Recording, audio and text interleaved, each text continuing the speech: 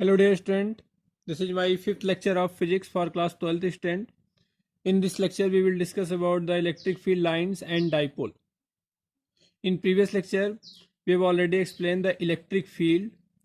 Electric field is a space around a charge where electrostatic force is experienced. This space is known as electric field. तो इस chapter में हम electric field lines क्या होता है और इलेक्ट्रिक फील्ड लाइंस की क्या क्या प्रॉपर्टी होती है इसके बारे में पढ़ेंगे। स्टूडेंट्स, आपको इससे पता है कि कोई भी अगर हमारे पास पॉजिटिव चार्ज है या फिर निगेटिव चार्ज है तो इसके चारों तरफ का एक ऐसा इमेजनरी फील्ड जहाँ पे हम इलेक्ट्रोस्टैटिक फोर्स को एक्सपीरियंस करते हैं, इस पूरे फील्ड को हम बोलते हैं electric field.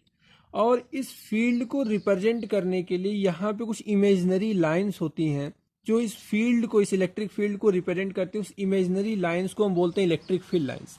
Means electric field lines क्या होता है? तो electric field lines is an imaginary smooth curves drawn in space to represent electric field over there. मतलब कोई भी चार्ज के चारों तरफ तो हमें पता है इलेक्ट्रिक फील्ड पाया जाता है, लेकिन इस इलेक्ट्रिक फील्ड कौन क्रिएट करता है या इलेक्ट्रिक फील्ड को रिप्रेजेंट करने के लिए हम कुछ इमेजनरी लाइंस को रिप्रेजेंट करते हैं, उस इमेजनरी लाइंस को हम बोलेंगे इलेक्ट्रिक फील्ड लाइंस। इसकी कुछ बहुत ही इंपॉर्टेंट प्रॉपर्टी है, उसके बारे में हम पढ़ते हैं। जैसे first property, electric field lines start from positive charge and terminate at negative charge. These are discontinuous curve. Means कोई भी अगर इलेक्ट्रिक फील्ड लाइंस है, जैसे कि हमने बताया इलेक्ट्रिक फील्ड लाइंस, कोई भी चार्ज है तो चार्ज के चारों तरफ इलेक्ट्रिक फील्ड पाया जाता है। उस इलेक्ट्रिक फील्ड को रिप्रेजेंट करने के लिए हम इलेक्ट्रिक फील्ड लाइंस यूज करते हैं। तो इलेक्ट्रिक फील्ड लाइंस की first property, it always move from positive charge and terminate. Suppose यहाँ पे कोई अगर निगेटिव चार्ज रखा हुआ है तो ये निगेटिव चार्ज में क्या हो जाएगा? टर्मिनेट हो जाएगा।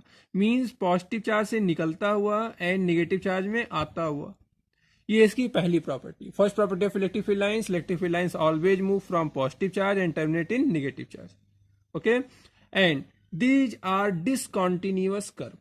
डिसकॉन्टिन्यूअस कर्व मीन्स कि ये आपका यहां से यहां पे गया, लेकिन फिर ये यहां से निकलेगा नहीं, फिर ये कंप्लीट साइकिल नहीं कंप्लीट करेगा। ये नहीं कि फिर निगेटिव से निकला फिर यहां पहुंच गया, ऐसा नहीं होगा। निगेटिव में सिर्फ और सिर्फ क्या होगा? इंसर्ट होगा। Second property, electric field lines are always smooth curve. This is very important property of electric field. Electric field lines are always smooth curve tangent at any point gives direction of electric force and field at that point. जैसे हमारे पास कोई भी एक plus Q charge है और इस plus Q charge से electric field lines निकल रहा है। ओके, तो ये इलेक्ट्रिक फील्ड लाइंस निकल रहा है और ये जाके एक निगेटिव चार्ज रखा हुआ यहां पे मिल जा रहा है निगेटिव चार्ज पे। तो इस पे हम कहीं पे भी अगर एक टेंजेंट ड्रॉ करेंगे तो ये जो टेंजेंट होगा, this tangent gives the direction of electric force और electric field.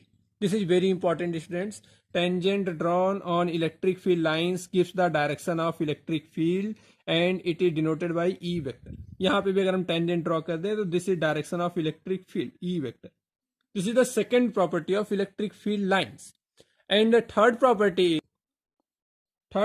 is two electric field lines never cross each other. Because if the कोई भी दो इलेक्ट्रिक फील्ड लाइंस कभी भी एक दूसरे को क्रॉस नहीं कर सकती। सपोज अगर हमारे पास एक प्लस क्यू चार्ज है और एक निगेटिव क्यू चार्ज है तो ये पॉजिटिव क्यू से एक इमेजनरी लाइन यहाँ पे जाएगा और ये निगेटिव चार्ज में इंसर्ट होगा। ये पॉजिटिव चार्ज से निकला, निगेटिव चार्ज में इंसर्ट हुआ। फिर एक चार्ज निकला और ये इलेक्ट्रिक फील्ड लाइन से निकला और ये निगेटिव में क्या हुआ? इंसर्ट हुआ। लेकिन फिर एक निकला, ये इंसर्ट हुआ, यहाँ से निकला एंड यहाँ से इंसर्ट हो गया। फिर यहाँ से निकला और यहाँ से इंसर्ट हो गया, ये निकला, इंसर्ट हो गया। बच्चों, बट प्रॉब्लम ये है कि कोई भी दो इलेक्ट्रिक फील्ड लाइंस अगर ये निकल रहा है तो कोई भी दूसरा वाला जो इलेक्ट्रिक फील्ड लाइंस है वो एक दूसरे को कट नहीं कर सकता। This is not possible. ऐसा इसलिए नहीं पॉसिबल है, अगर दोनों एक दूसरे को कट करेंगे तो एक ही चार्ज का, सपोज यहाँ पे कोई चार्ज क्यू है तो एक ही चार्ज का, इस पे अगर हम टेंजेंट ड्रॉ करेंगे तो इसका डायरेक्शन इधर हो जाएगा, इस पे टेंजेंट ड्रॉ करेंगे तो इसका डायरेक्शन इधर हो जाएगा। मतलब एक ही चार्ज के दो इलेक्ट्रिक फील्ड हो जाएंगे, जो पॉसिबल नहीं है। Means two electric field lines never cross each other, because if they cross each other will indicate that two direction of force at that point when which is not possible. Hence crossing two lines is not possible. इसलिए कभी भी दो electric field lines never intersect to each other. First property, electric field lines always move from positive charge terminate in negative charge. Second property, tangent drawn electric field lines gives the direction of electric field. Third property, two electric field lines never intersect to each other. And the fourth property is also very important. Crowding of electric field lines indicate the relative strength of electric field. Suppose student अगर हमारे पास crowding मतलब होता है भीड़, जहाँ पे ढेर सारी इलेक्ट्रिक फील्ड लाइंस, सपोज हमारे पास एक प्लस क्यू चार्ज है और एक माइनस क्यू चार्ज है, दोनों एक डिस्टेंस आर पे प्लेस्ड है, स्मॉल डिस्टेंस पे लोकेटेड है. ये पॉजिटिव चार्ज से एक इलेक्ट्रिक फील्ड लाइंस इंसर्ट हो रहा है और ये यहाँ से टर्मिनेट हो जा रहा है, निकल रहा है, यहाँ से राइज कर रहा है, यहाँ से टर्मिनेट हो जा रहा है. फिर दूसरा इलेक्ट्रिक फील्ड लाइंस निकला और यहाँ से टर्मिनेट हुआ. फिर ये तीसरा, चौथा एंड पांचवा, ऐसे सो ऑन ये निकलता जा रहा है.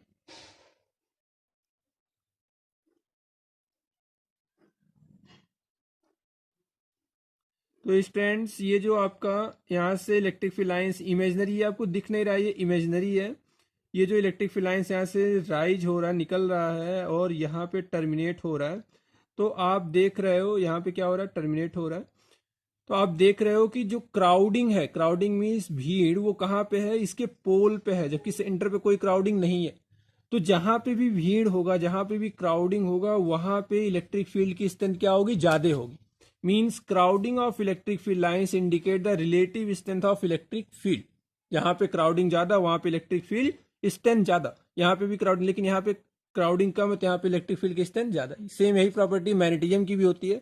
इसीलिए कोई भी बार मैग्नेट का जो पोल होता है नॉर्थ एंड साउथ, इस पोल पे वो बहुत तेजी से अट्रैक्ट करता है, जबकि सेंटर पे वो उसके कंपेरिजन, पोल के कंपेरिजन में मैग्नेटिक फील्ड की स्ट्रेंथ कम होती है. तो ऐसे ही चार्ज भी होता है, उसके पोल्स पे ज्यादा अट्रैक्शन होता है, ज्यादा स्ट्रेंथ होता है, जबकि सेंटर पे स्ट्रेंथ कम होता है. And now we study about fifth student. पांचवी प्रॉपर्टी है, electric field lines are always at right angle to the surface. This is most important property. Suppose अगर हमारे पास कोई भी पॉजिटिव चार्ज है, तो इस पॉजिटिव चार्ज से हमने बताया इलेक्ट्रिक फील्ड लाइंस निकलता है और कहाँ पे इंसर्ट होता है, निगेटिव चार्ज में इंसर्ट होता है, और ये आपका एक डिसकंटिन्यूअस पाथ को कवर करता है. तो ये इलेक्ट्रिक फील्ड लाइंस अगर निकल रहा है तो ऐसे घूमते हुए ऐसे इंसर्ट होगा, ये कर्व पाथ को फॉलो करता है, जिसपे हम टेंजेंट ड्रॉ करेंगे, इलेक्ट्रिक फील्ड का डायरेक्शन बताएगा. तो बच्चों ये जो चार्ज है, इस चार्ज से इलेक्ट्रिक फील्ड लाइंस के बीच का जो एंगल होता है, ये हमेशा कितना होता है, 90 degree. Angle between charge and electric field lines always makes 90 degree और नॉर्मल. कोई भी अगर हमारे पास इलेक्ट्रिक फील्ड लाइंस है, तो ये जो यहाँ सरफेस से जो एंगल बनाएगा वो कितना बनाएगा, 90 डिग्री का बनाएगा. फिर ये ऐसे इंसर्ट. तो this is the fifth property of electric field. Electric field की पहली property, electric field lines always move from positive charge terminate in negative charge. Second property, tangent drawn electric field line gives the direction of electric field. Third property, two electric field lines never intersect to each other. Fourth property, crowding of electric field lines gives the more strength of electric field. Fifth property, electric field lines are always at right angle to the surface. Now we study about the sixth property. It is also very important. Student, this is sixth property. In this property, electric field lines behaves like stressed string trying to decrease their length. Means electric field lines एक तनी हुई string ले, tightened string की जैसा act करता है. जैसे हम अगर किसी स्ट्रिंग को अगर हम बहुत तेज से खींच दें तो क्या करेगा, अपनी लेंथ को डिक्रीज करना चाहेगा. या हमारे पास पेन, इस पेन को अगर हम बेंड करेंगे तो क्या करेगा, स्ट्रेट होना चाहेगा. सेम ऐसे ही इलेक्ट्रिक फील्ड लाइंस भी बिहेव करता है. जैसे कि हमने पढ़ा कि अगर पॉजिटिव चार्ज है तो इससे क्या होगा, इलेक्ट्रिक फील्ड लाइंस निकलता है, राइज करता है. तो इलेक्ट्रिक फील्ड लाइंस यूं राइज कर रहा है. First electric field lines, second निकल रहा है. एंड अगर हमारे पास निगेटिव चार्ज है तो उसमें क्या होता है, सपोज निगेटिव चार्ज है तो उसमें इलेक्ट्रिक फील्ड लाइंस इंसर्ट होता है. 1 2 3 4 5 6. तो जो ये क्या होगा, जब दोनों को एक दूसरे के साथ रखेंगे एक स्मॉल डिस्टेंस पे, तो ये जो इसका कर्व पाथ है ये स्ट्रेट होना चाहेगा. इसका भी जो कर्व पाथ है ये क्या होगा, स्ट्रेट होना चाहेगा. जब इन दोनों को पास पास रखेंगे, दोनों स्ट्रेट होना चाहेंगे, इसीलिए इन दोनों के बीच में क्या होता है, अट्रैक्शन फोर्स लगता है. यही रीजन है जब दो निगेटिव चार्ज को, एक पॉजिटिव एक निगेटिव को अगर हम पास पास रखते हैं, दोनों बीच में अट्रैक्शन होता है। सेम कंडीशन अगर हम पॉजिटिव पॉजिटिव को रखें फिर क्या होगा, देखो आप अगर पॉजिटिव चार्ज को रखें हैं तो क्या होगा, पॉजिटिव चार्ज से इलेक्ट्रिक फील्ड लाइंस निकल रहा है electric field lines, okay. And एक अदर पॉजिटिव चार्ज, इससे भी इलेक्ट्रिक फील्ड लाइंस क्या होगा, निकल रहा है, भी निकल रहा है। इलेक्ट्रिक फील्ड लाइंस की प्रॉपर्टी क्या होती है, it acts like a stretched string. तो ये क्या होगा, अपने स्ट्रेट करना चाहेगा, जब स्ट्रेट करना चाहेगा दोनों दूर दूर होंगे, जाहिर सी बात है जब ये कर्व पाथ में है ये स्ट्रेट होगा तो दोनों सेपरेट हो जाएंगे। Means electric field lines acts between two positive charges as a repulsion force and positive negative charge, मतलब ये हमें this explains force of attraction between positive and negative and force of repulsion between positive and positive charge और negative and negative charge. तो ये बहुत ही important property है। तो हम देखेंगे pictorial representation of electric field lines, okay, कि pictorial representation electric field lines का कैसा होता है किसी एक चार्ज के लिए। तो सबसे पहले फर्स्ट हम केस लेते हैं point charge. For a point charge means एक छोटा सा point charge, suppose small point charge. तो इसमें क्या होगा, अगर ये पॉजिटिव चार्ज है, सपोज हमारे पास एक पॉइंट पॉजिटिव चार्ज है प्लस क्यू चार्ज, बहुत ही छोटा, तो इससे इलेक्ट्रिक फील्ड लाइंस क्या होगा, बाहर की तरफ ऐसे हम रिप्रेजेंट करेंगे, all direction,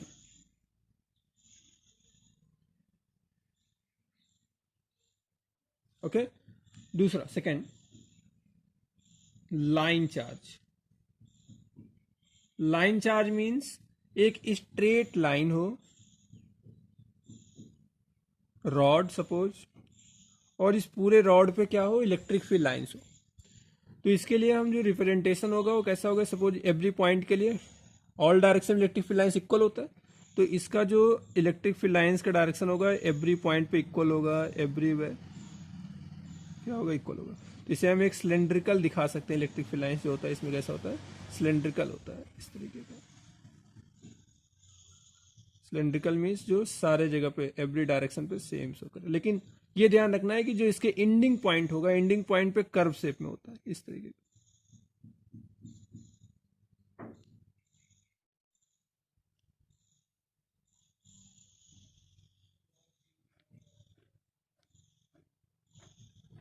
okay, and third for spherical charge.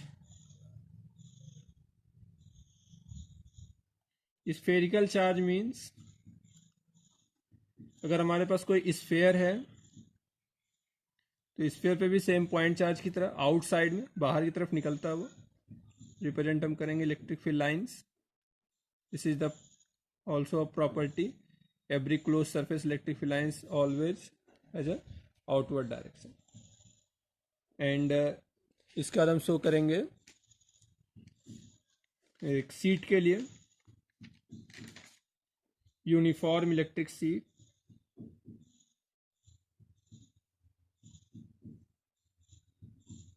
या uniform electric field for a plane sheet. तो स्टूडेंट्स प्लेन सीट के लिए सपोज हमारे पास दो प्लेन सीट है, this is the one seat and this is other, both are placed at a very small distance, or here in this plate there is positive charges and here is also negative charges.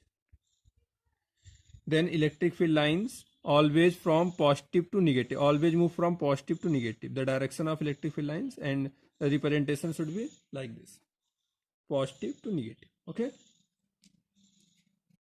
So students, our next topic is electric dipole. Electric dipole is a system of two charges of equal magnitude having opposite nature placed at a very small distance. बच्चों ये एक ऐसा system होता है, ये system of two charges, दो charge का system. कोई भी दो चार्ज अगर हमारे पास है, एक प्लस क्यू चार्ज एक माइनस क्यू चार्ज, और वो बहुत ही स्मॉल डिस्टेंस, बहुत ही स्मॉल डिस्टेंस पे अगर रखा हुआ है, तो उस पूरे सिस्टम को हम इलेक्ट्रिक डाइपोल बोलेंगे। Electric dipole is a system of two charges having equal magnitude. अगर ये 10 कूलाम का तो ये भी 10 कूलाम, ये 5 कूलाम, देन इट आल्सो भी 5 कूलाम, दोनों सेम मैग्नीट्यूड के बट अपोजिट नेचर, ये पॉजिटिव तो ये निगेटिव, ये निगेटिव तो ये positive, opposite nature, placed at a small distance is known as the electric dipole. An electric dipole is a pair of equal and opposite point charges separated by short distance. Suppose let q and small q are two equal and opposite point charges separated by a small distance 2a. This is तो students इसका जो equal मतलब इन दोनों के charge के बीच का जो distance है 2a है, इन्हें अगर हम सेंटर से डिवाइड करें तो ये हाफ ऑफ पार्ट में डिवाइड होगा. This is a and this is also a. और ये जो लाइन होगा जो इसे इक्वल पार्ट में डिवाइड कर रहा है, इस लाइन को हम बोलते हैं इक्विटोरियल लाइंस. और इसके एक्सिस के लॉन्ग जो लाइन होता है उसे हम बोलते हैं एक्सियल लाइंस. आपके बोर्ड्स एग्जाम में पूछता है electric field due to a electric dipole at a equatorial line, या फिर पूछता है electric field due to a electric dipole at a axial line. ये क्वेश्चन आपको 10 ईयर्स में 8 टाइम्स आपको मिलेगा कि पूछा हुआ है. इलेक्ट्रिक फील्ड 2020 में पूछा था, 2019 में भी पूछा हुआ था. तो इसको हम एक्सप्लेन करेंगे नेक्स्ट वीडियो में. तो स्टूडेंट्स कोई भी अगर हमारे पास इलेक्ट्रिक डाइपोल है तो sum of total charge must be zero. जैसे कि हमारे पास प्लस 10 कुलाम है, माइनस 10 कुलाम है, तो इन दोनों के बीच का जो हमारे पास नेट चार्ज होगा वो कितना हो जाएगा, जीरो हो जाएगा. बट इसका मतलब ये नहीं कि इलेक्ट्रिक डाइपोल के चारों तरफ कोई फील्ड नहीं होता. टोटल सम ऑफ चार्ज तो जीरो होता है लेकिन इसके चारों तरफ फील्ड नहीं होता. इसका ये मतलब इसके चारों तरफ फील्ड होता है. Total charge of the electric dipole is zero. Total charge दोनों को ऐड करेंगे तो जीरो होगा. But this does not means that the field of electric dipole is zero. तो स्टूडेंट्स इसके बाद हमारे पास एक और टर्म आता है इलेक्ट्रिक डाइपोल मोमेंट. हमारे पास कोई भी अगर डाइपोल है तो उस डाइपोल की स्ट्रेंथ को मेजरमेंट करने के लिए कि कौन से डाइपोल की स्ट्रेंथ ज़्यादा है, कौन सी डाइपोल की स्ट्रेंथ कम है, एक नया टर्म हम पढ़ते हैं dipole movement. Dipole movement is denoted by capital letter of P, and dipole moment tell us about the strength of electric dipole. It is a product of magnitude of charge and distance between them. दो ये charge का magnitude into दोनों charge के बीच की distance के product को हम क्या बोलते हैं, dipole movement. It is a vector quantity. The direction of dipole movement is always acts along the negative charge to positive charge. इसका जो डायरेक्शन होगा हमेशा निगेटिव चार्ज से पॉजिटिव चार्ज ही होगा. Means dipole moment is a measure of the strength of electric dipole. It is a vector quantity whose direction is from negative charge to positive charge. It is equal to product of charge and distance between them. P is equal to Q into 2A, and P represent the unit vector which acts along negative to positive charge. हमारे पास कोई भी दो dipole है, एक plus 10 कुलाम का minus 10 कुलाम का एक system है. This is known as dipole because two equal magnitude but in opposite nature placed at a very small distance 0.1 centimeter. And दूसरा एक हमारे पास 50 plus 50 and minus 50 placed at a very small distance 0.05 centimeter. मैं अगर बोलूँ कि दोनों में से किसका स्ट्रेंथ ज़्यादा है तो स्ट्रेंथ मेजरमेंट करने के लिए हम क्या निकालते हैं, डाइपोल मोमेंट. जिसका डाइपोल मोमेंट ज्यादा रहेगा उसकी स्ट्रेंथ ज्यादा रहेगी, उस डाइपोल की स्ट्रेंथ ज्यादा रहेगी.